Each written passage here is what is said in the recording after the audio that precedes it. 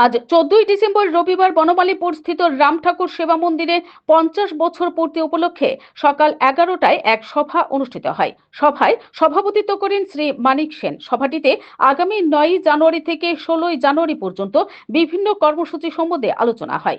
বক্তব্য রাখেন উৎসব কর্মসূচির পরিচালন কমিটির সভাপতি শ্রী প্রবোধ চন্দ্রনাথ, সচিব শ্রী স্বপন বণিক ও অন্যান্যরা। সচিব তার বক্তব্যে বলেন, আমরা বনমালীপুর শ্রী শ্রী রাম ঠাকুর সেবা মন্দিরের পরিচালন কমিটি এবং আমাদের বর্তমান তথা শ্রী শ্রী কৈবল্য ধামের সপ্তম মহন্ত মহারাজের আদেশ নির্দেশ নিয়ে আমরা বনমালীপুর শ্রী শ্রী রাম ঠাকুর সেবা মন্দিরের এই 50তম বৎসরকে উদযাপন করা কতগুলি সংকল্প করার জন্য আমরা মূলত আপনাদেরকে দেখেছি এখানে।